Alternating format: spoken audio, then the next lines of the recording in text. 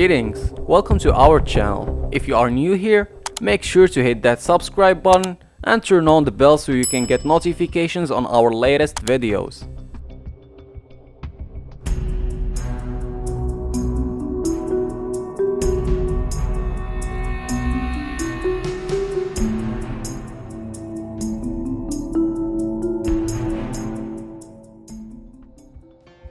In 1935, a man who had given his name as Roland T Owen, later identified as Artemus Ogletree, died at a hospital in Kansas City, Missouri, United States, of beating and stabbing injuries. His death was preceded by a 2-day stay in a room 1046 at a hotel prison, marked by communication with someone named Don and unusual behavior and incidents noted by the hotel staff before he was found wounded in his room the morning of his death.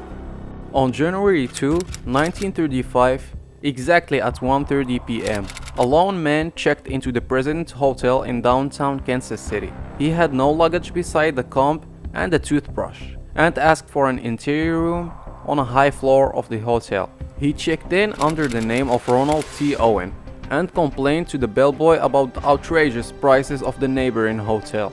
After checking in and receiving his room 1046 on the 10th floor, he left the hotel only to be seen intermittently throughout his day.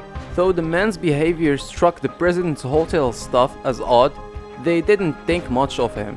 After all, the hotel often played host to out-of-towners and businessmen looking for some late-night company, and the less the staff got involved, the better. The staff wouldn't give his behavior another thought until 6 days later, when the man turned up dead. His hotel room, a brutal bloodbath. As they described to police the brutal scene, questions arose about the man's behavior prior to his death, bringing to light just how strange that behavior had been. On January 3, one day after Owen checked into the hotel maid, Mary Sobtek, stopped by to clean his room. It was around noon, and most of the hotel's residents were out for that day. However, upon reaching Owen's room, Sobtek found the door to be locked from the inside. She knocked, and Owen opened the door after insisting she could come back later. Sobtek eventually entered. She found the room in almost complete darkness, with the shades tightly drawn and the only light coming from a small dim table lamp. As she cleaned, Owen mentioned that he had a friend coming to visit him shortly, and would she mind not locking the door? Sobtek agreed, and Owen left the room. 4 hours later, Sobtek returned to room 1046 with fresh towels.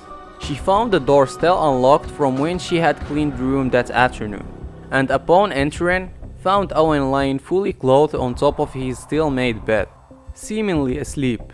A note on his bedside table read, "Don, I will be back in 15 minutes. Wait." The next morning, January 4, Sobtek's strange interactions with room 1046 continued. Around 10:30 a.m., she stopped by to make the beds and found Owen's door to be locked from the outside, as it would be when patrons left. Assuming Owen was not inside, she opened the door with her master key. To her surprise, Owen was sitting inside, in the dark, on a chair in the corner of the room. As she cleaned, the phone rang and Owen picked up. "No, Don, I don't want to eat.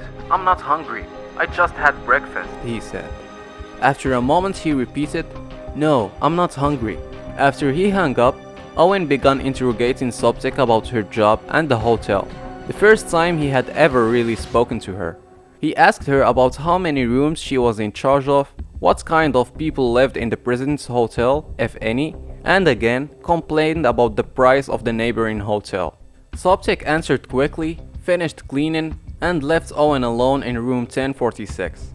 It was only after she left that she realized that since the door had been locked from the outside, someone had to have locked Owen in his room. Later that day, Sobtek returned with fresh towels, having taken the ones from the room that morning. However, as she knocked this time, she heard two voices in the room rather than just Owen. When she announced that she had fresh towels, a loud, deep voice told her to leave, claiming that they had enough towels. Sobtek left the two men alone, not wishing to intrude on what was clearly a sensitive and private conversation. That same afternoon, the President's Hotel got two more guests whose presence would contribute greatly to the mystery of what happened to Roland T Owen in room 1046. The first was Jane Owen, of no relation to Roland. She had come to Kansas City to meet her boyfriend for the day and decided that rather than drive all the way back to her hometown on the outskirts of the city, she would stay for the night in a hotel. Upon checking into the present hotel, Jane Owen was given the key to room 1048 right next door to Roland. That night, according to police statements, she heard a repeated commotion. She said, "I heard a lot of noise, which sounded like it was on the same floor and consisted largely of men and women talking loudly and cursing." She said in her statement, "When the noise continued, I was about to call the desk clerk but decided not to." The other hotel guest was not quite a guest at all. The bellhop who had been on duty that night described her as a commercial woman who often frequented the rooms of the hotel male patrons late at night. On the evening of January 4, she came into the hotel, it seemed to find the man she was looking for. After searching well over an hour on multiple floors, she gave up and went home. Both of the women's statements would raise more questions about the fate of the man in room 1046. The next morning, the bellhop received a call from the hotel's telephone operator. The phone in room 1046 had been off the hook for 10 minutes without anyone using it. The bellhop went up to check on Owen and noticed that the door was locked with a "Do Not Disturb" sign hung on the doorknob. He knocked on the door and Owen told him to come in. However, when the bellhop told Owen that the door was locked, he got no response. The bellhop knocked once again, then yelled for Owen to hang up the phone, assuming Owen had simply been drunk and knocked it off the hook. However, an hour and a half later, the telephone operator called the bellhop again. The phone in room 1046 was still off the hook and hadn't been hung up at all. This time, the bellhop let himself into Owen's room with the master key. The man was laying naked on the bed, seemingly drunk, not wishing to deal with him. The bellhop simply straightened the phone, placed it back on the hook, and locked the door behind him. To his surprise, an hour later, the telephone operator called again. The phone was again off the hook, though not in use. This time, when the bellhop opened the door, he found a bloodbath. Owen was sitting curled in the corner of the room, his head in his hands, suffering multiple stab wounds.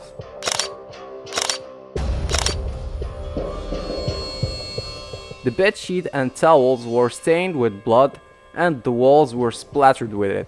The bellhop immediately called the police, who took Owen straight to the hospital, where doctors discovered that Owen had been tortured viciously. His arms, legs, and neck had been restrained by some kind of cord, and his chest sustained multiple stab wounds. He also suffered a punctured lung and a fractured skull. Roland T Owen was pronounced dead at the hospital shortly after arriving. The doctors also discovered that the wounds on Owen had been inflicted well before the bellhop's first trip to Owen's room that morning. They ascertained that he had attempted to call for help multiple times, but hadn't been able to make it further than picking up the phone due to his injuries. When investigators searched the room, the strangeness continued. There were no clothes in the room at all, nothing matching the descriptions of Roland Owen when he checked in. The hotel amenities such as soap and toothpaste were also missing, as well as anything that could have been the murder weapon. The only thing of note that detectives found were 4 small fingerprints on the telephone stand, though they were never identified. Shortly thereafter, the neighboring hotel that Owen had complained so much about came forward, claiming that a man matching the descriptions had stayed at the hotel on January 1. He had checked in under the name of Eugene K. Scott. However, upon further investigation, the police reached the same dead end they had with Roland T Owen. No man named Eugene K. Scott had any record of ever existing. The man's true identity remained unknown for a year and a half, until Ruby Ogletree, an Alabama woman who had seen a photo of a distinctive scar on his head in the news, identified him as her son, Artemus. She said he had left Birmingham in 1934 at the age of 17 to hitchhike to California. Later, she received 2 letters purportedly from him, some from as far away as Egypt. In August 1935, A caller, claiming to be from Memphis, Tennessee, told her that Artemus was in Cairo. The letters had also been sent after Artemus' death. Records kept by shipping companies found no record that Ogletree had gone to Egypt. No other suspect has ever been identified.